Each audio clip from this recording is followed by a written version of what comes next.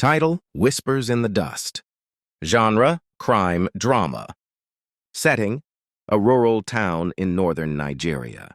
Theme: loss, justice, silence, and resilience. Chapter 1. The Last Time. The sun had barely started its descent over the dry hills of Gidan Duma, casting long shadows on the cracked earth. The air was thick with heat and silence, the kind of silence that feels almost planned. 10-year-old Zainab ran barefoot, dust trailing behind her as she chased her younger brother Nasiru, who held their only ball, a tattered thing once green, now the color of dried maize. "Give it back!" she shouted, grinning. Nasiru, always the faster one, darted past the old well near the edge of the village and into the bush path that led to the river bend. He didn't hear his sister stop suddenly, her smile fading. "Nasiru, not that way," she called, cautious now. "Baba said we shouldn't—" But he was gone, swallowed by the tall grasses and the laughter of adventure. That was the last time anyone saw either of them alive. Chapter 2. The Search. By nightfall, the news had spread across Gidan Duma like harmattan dust on dry skin, fast, clinging, and impossible to ignore. Zainab and Nasiru had not returned. Their mother, Mama Hawa, was the first to raise the alarm. Her voice, usually soft as millet flour, cracked like thunder through the compound. She had been preparing tuwo when she realized the sun had dipped too low, and her children's laughter, usually echoing from the yard, had not returned. She ran barefoot to the neighbor's compound, then to the chief's house, then to the mosque. The men of the village, some with torches, some with machetes, gathered under the neem tree in the center of the town. A few young boys joined the group, eager to help, mostly to prove themselves, but none of them expected what lay ahead. They scoured the footpaths. They called into the bush. They searched the river bend. They found nothing, not even footprints, only the ball, resting near the edge of the well, like an offering. By midnight, the imam had spoken. By dawn, the whole village was praying. But not everyone was praying for the same reason. Chapter 3. The Whispers. The following morning, rumors grew like weeds. Some said it was kidnappers, that men from the city had come under cover of darkness, searching for children to sell or sacrifice. Others blamed the forest spirits, long believed to dwell near the old well. One old woman, Mama Rabi, shook her head and muttered, "This is not ordinary at all." The village elders met under the baobab tree, faces drawn, robes heavy with dust. Chief Danlami, a man of few words and many thoughts, sat at the center. His eyes scanned the crowd. "Where are the hunters?" he asked. 3 men stepped forward, bows in hand, knives on their belts. They were quiet men, the kind who spoke more to animals than people. "Search the forest, search deep," Chief Danlami said, "even where we are afraid to go." The hunters nodded and disappeared into the bush. Meanwhile, Mama Hawa refused to eat, refused to sleep, refused to sit still. She moved from house to house, face wrapped in a pale scarf, voice breaking with each question. "Have you seen my children?" And each time she heard, "No," her heart cracked a little more. She stopped by Malam Idris, the village teacher, hoping he'd seen something. He hadn't, but he offered her water. She didn't drink it. By the 3rd day, the whispers got louder. Some claimed to have seen a motorbike near the river bend. Others swore they heard cries in the night, but were too afraid to check. One boy, Sul, said he saw a man in white walking with a child just before dusk, but no one knew for sure. And no one wanted to say too much. In Gidan Duma, silence was safer than being wrong. Chapter 4. Tracks in the Dust. The hunters returned on the 5th day. Their faces told the story before their mouths could. Tired, covered in scratches, and empty-handed. "We found small footprints," said Baba Goni, the oldest of them. 2 sets, going toward the old quarry. Then, nothing. "Nothing?" Chief Danlami asked. Baba Goni nodded. "Like the earth swallowed them." A sharp silence followed. The village women exchanged glances. The men avoided eye contact. Because the old quarry had a name in whispers, Wurin Shiru, the place of silence. Years ago, people dug there for stone until a collapse buried 3 workers alive. Since then, no one went near it. Some said the ground was cursed. Some said spirits claimed it as their own. Others just knew the silence felt wrong. That night, a strange wind blew through the village. Hot, dry, heavy with ash and memory. Mama Hawa sat outside her hut, arms wrapped around her knees, rocking. Her lips moved, but no words came out. A neighbor approached with food. She didn't touch it. She just looked up and whispered, "I saw Zainab in my dream. She was trying to say something. Her mouth was open, but no sound came out." The neighbor shivered. At dawn, a smell began to rise from the direction of the old quarry. It was faint at first, like rotten wood and something burnt. By midday, it was undeniable. The search party didn't need dogs.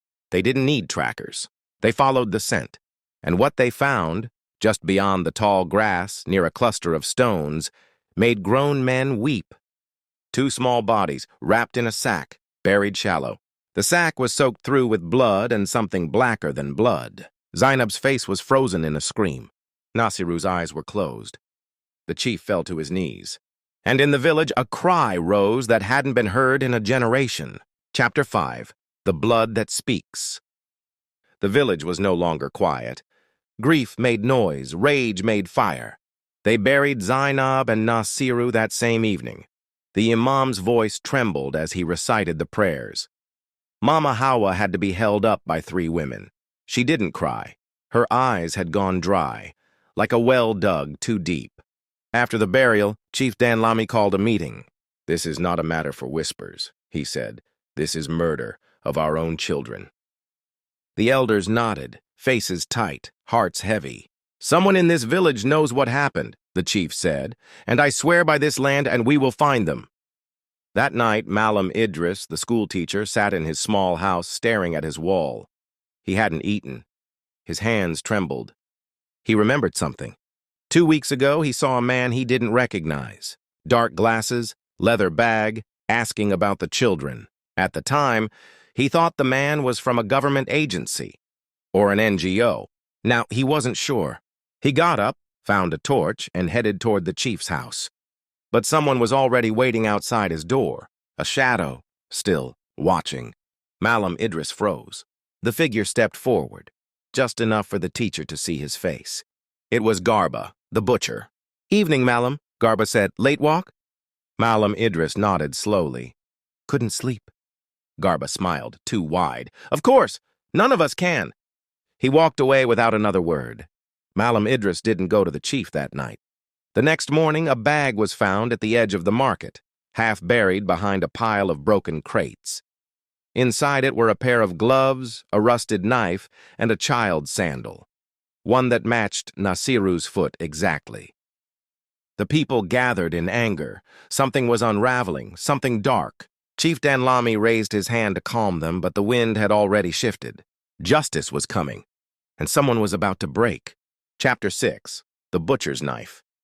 Garba the butcher had lived in Gidan Duma for 10 years. No one knew exactly where he came from. Only that one day he arrived with a cart, a sharp blade, and arms strong enough to lift a cow's leg like firewood. He was polite, quiet, and always had meat ready, even on days when the farmers said no cows had been slaughtered. No one asked questions. Now they started to. When the sandal was found, all eyes turned to Garba. Some swore they'd seen him near the river bend the week the children went missing. Others remembered strange sounds coming from his shed at night.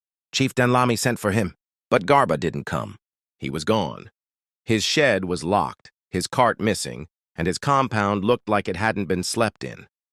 The ground around his house was freshly swept, too clean, too careful. The chief called for the men to break the door. Inside they found a blood-stained apron, a girl's torn ribbon, and a ledger filled with names and numbers no one could make sense of.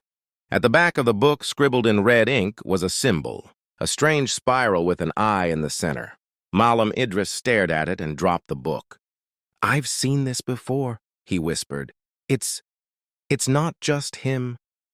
That night, Mama Rabi, the old woman who lived closest to the bush path, finally spoke. She came to the chief's house barefoot, eyes wild. "I saw him," she said. "The night the children went missing. Garba. He wasn't alone. There were two others. One of them wore a red cap. The other, he had a scar across his face." "Why didn't you say this before?" Chief Danlami asked. "I was afraid," she said. "But now the land itself is angry." The village formed search groups. The hunters returned to the bush, and a name began to surface, whispered between clenched teeth. Batur. Not a foreigner, but a nickname. A man known only through fear. A trafficker, a ghost, a man who bought innocence and paid with blood. And Garba worked for him. The hunt was no longer just for justice. It was for redemption. Chapter 7. The Man with the Scar. The sky over Duma darkened early, as though the heavens themselves were mourning the children. Thunder rumbled in the distance, but no rain came, only heat, heavy and watchful. The village was no longer the same. The market was quieter. Mothers kept their children close. Men sharpened their machetes with purpose, not for farming, but for something else. The name Bature hung in the air like smoke. Nobody knew his real name, only that he moved like a rumor, drifting between villages, offering money for secrets, children, and silence. And now he had a face, a man with a long scar across his cheek. Malam Idris remembered something. Months ago, during the Sala festival, a man had passed through Duma, tall, clean, wearing fine shoes and speaking Hausa with a strange rhythm. He'd asked questions about the poor, about the orphans, about which children walked home alone. Now Idris was sure it had been him. Chief Danlami summoned a local vigilante group from the neighboring town of Kakuma. They came on motorcycles wearing black cloth tied around their heads, their leader a wiry man called Wada, who carried an old hunting rifle across his back. Wada studied the butcher's ledger. His finger traced the names. "These are payments," he said, "but not for meat. This is a list of children." The room went cold. "How many?" Danlami asked, barely breathing. Wada flipped the page. 14. The youngest, 5 years old. The oldest, Zainab. Some of the names matched missing children from neighboring villages, children whose disappearances had been dismissed, blamed on animals, spirits, accidents. But now there was proof. A network, a business, a trade. And it passed through Duma. At dusk, a boy from the edge of the village came running to the chief's compound. "There's a man," he gasped. "At the old mission house. He's hiding. He has a scar." The villagers moved like a wave. Torches, ropes, shouts. The mission house had been abandoned for years. Weeds had claimed its walls, bats nested in its rafters. But now, from the window, someone peered through the broken shutters. He tried to run. He didn't make it far. The mob dragged him out, kicking, bleeding, begging. It was not Batur, but he had the scar. And in his pocket was a photo of Zainab and Nasiru. Chapter 8. The Things Men Hide. The man with the scar was tied to the baobab tree before the village woke. His real name was Saidu Musa, a middleman, a scout, someone who looked like a neighbor but worked like a shadow. He wore local clothes, spoke the language, knew how to blend in. But his hands weren't clean. Not anymore. The villagers gathered before the sunrise had fully broken, eyes wide, chests tight. Children clung to their mothers, watching the adults transform into something else, something angry. Chief Danlami stood before Saidu, flanked by the imam and Wada, the vigilante leader. "Tell us," the chief said. "Speak while your mouth still works." Saidu looked up, his face bruised, lips cracked. He didn't ask for water, he didn't ask for mercy, only one thing. "Let me speak to the imam first." They gave him 5 minutes. Inside the mosque, no one knows what was said. But when the imam came out, his face was pale. "He's not the only one," he said softly. "There are names, people, among us." The crowd stirred like dry grass before a fire. "What do you mean among us?" someone shouted. The imam didn't answer. Saidu was brought out again. He didn't beg. He didn't cry. He only spoke. "It's not just Garba. He collected. I delivered." "Delivered to who?" Chief Danlami asked. Saidu's eyes moved over the crowd. And then he said a name, Alhaji Bello. A silence fell so sharp even the goats stopped bleating. Alhaji Bello, the rich merchant who owned half the farmland outside Gidanduma. A generous man, a donor to the mosque, a respected elder, a man who sat just 10 feet away. He didn't flinch. He only said lies. But the crowd had already turned. Someone shouted. Then a stone flew, and in seconds chaos erupted. Saidu was dragged away. Alhaji Bello ran, protected by 2 of his sons, his fine white caftan catching on thorns as they escaped into the bush. But now there was no doubt. This was bigger than one man. It was a system, a secret sold with smiles and handshakes, and someone had to burn for it. Chapter 9. The Flames of Vengeance. The news of Alhaji Bello's involvement spread like wildfire. No one questioned it anymore. Saidu's confession was enough. He had named the man who held the strings, and while Alhaji Bello was respected, a man with land, power, and the trust of many, the truth had now come to light. The villagers of Gidanduma were not known for their patience. The air, thick with dust and heat, felt heavy with a kind of fury that had been smoldering for years. The children of the village had been lost before, in smaller ways, to the streets, to neglect, to the wilderness. But this was something different. This wasn't just loss. It was betrayal. It was war. Chief Danlami stood before the crowd, his hands raised in a futile attempt to stop the noise. But the mob was already moving. They weren't listening. "They've taken our children," one man shouted. "They've taken everything we held dear," another echoed. The air filled with a chorus of anger and grief. Men who had once spoken only of crops and livestock now gripped their machetes. Women who had spent years attending to the sick and the poor now brandished sharpened sticks, their faces full of vengeance. Wada, the vigilante leader, stood at the front of the throng, his dark eyes gleaming.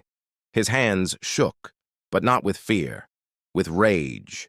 "We find him," Wada said, his voice rising above the din. "We find him, and we make sure there are no others." The people roared in agreement. The chase was brutal. Alhaji Bello had a head start, but the village knew the land better than he ever could. They had lived here for generations. The earth beneath their feet was sacred, and it knew their steps. It knew their hearts. As night fell, the village split into smaller groups. Some followed the paths to the river. Some climbed the hills to scan the horizon. Others took to the bush. Chief Danlami led one group, his face grim. His role as leader of the village had never felt heavier. He had always been a man of peace, a man who resolved disputes with wisdom, not violence. But there was no wisdom here, only the undeniable thirst for justice. Hours later, the sound of shouting echoed through the trees. They had found him. Alhaji Bello, his sons at his side, was cornered at the old stone quarry, the very place that had once been feared. It now felt like the perfect setting for a reckoning. He stood, hands raised, his face twisted in disbelief. "Please," he pleaded, voice trembling. I only wanted to make money. It was for the future of my family. You don't understand." But the people were past understanding. They were past pleading. "You took ours!" Mama Hawa screamed from the front of the crowd, her eyes bloodshot and wild. "You stole their future!" And then, as the torches flickered in the night, the stones were thrown. The crowd surged forward. Alhaji Bello fell. Chapter 10. After the Storm. The morning after the mob had done its work, the village stood still. The wind had quieted. The sun rose sluggishly as though unsure whether it was welcome. Chief Danlami was the first to arrive at the quarry at dawn, the weight of his decision pressing on his chest. Alhaji Bello lay in the dirt, his body broken, and his sons nowhere to be found. Wada, who had led the charge, stood quietly, his eyes lowered. "It was quick," he said. "No one suffered more than necessary." Danlami said nothing. His heart was heavy, but the truth was inescapable. The children were gone. Justice had been claimed. But peace was still far off. As the day wore on, the villagers returned to their homes. The silence of the land felt different now. It was no longer the silence of ignorance, but the silence of a grave. Mama Hawa visited the grave of Zainab and Nasiru that evening. Her fingers, calloused from work, traced the stone marking their final resting place. "They didn't deserve this," she whispered. The wind carried her words, lifting them like ashes into the sky. It was said that in the years that followed, Duma never truly recovered from the events of that night. The village was forever marked by it, both the loss and the justice, the pain and the relief. The children of Duma were never forgotten, and the elders made sure that their names were spoken in every prayer, in every gathering, in every quiet moment. Because in the end, it wasn't about the flames of vengeance. It was about the promise of protection, the sanctity of childhood, and the deep need to never let such a thing happen again. Epilogue: The Cost of Silence. The years that followed the events in Duma were quiet, but never peaceful. Though the village moved on, rebuilding, mourning, and slowly healing, the echoes of that dark time never fully faded. The children, once so full of life and laughter, remained in the hearts of the villagers like a song that had been silenced too soon. Mama Hawa, though she never stopped grieving, became the keeper of their memory. Every evening, she would sit beneath the neem tree at the center of the village, telling the young ones stories of Zainab and Nasiru, not of how they were taken, but of how they had lived, how they had played, how they had dreamt. The elders, too, ensured that the lessons were never forgotten. The village knew the cost of silence, the price of ignoring the whispers. They learned that justice, when delayed, could become something monstrous, something that destroyed both the innocent and the guilty. But not all was lost. There was change in the air. Malam Idris, once a teacher overwhelmed by fear, began speaking out in ways he had never dared before. He opened a school for the children, not just of Duma, but of surrounding villages. He taught them not only how to read and write, but how to see, how to question the world, how to speak out, how to protect their own.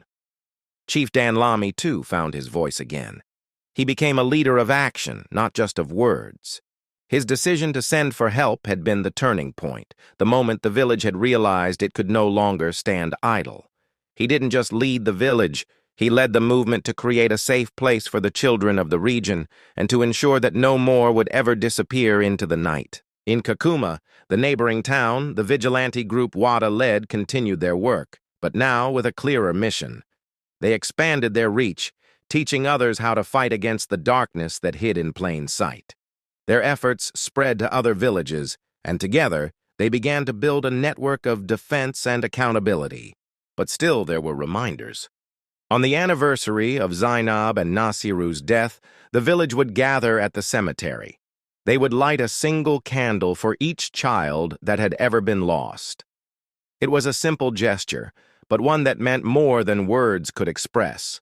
In their hearts, they knew no child should be forgotten, no truth should be buried, and the scars from the past, though they began to heal, would always be a part of Duma. Not as a mark of shame, but as a reminder of the fight for what was right, for what was just, for what was human. As the years passed, the name of Bature, the trafficker, faded into myth. Some said he had died in the forest. Others whispered that he had escaped, leaving behind only the wreckage of his actions. But one thing was certain: he would never return to Duma. The village, though scarred, had learned that truth was the greatest weapon. In the end, it wasn't the vengeance that lasted.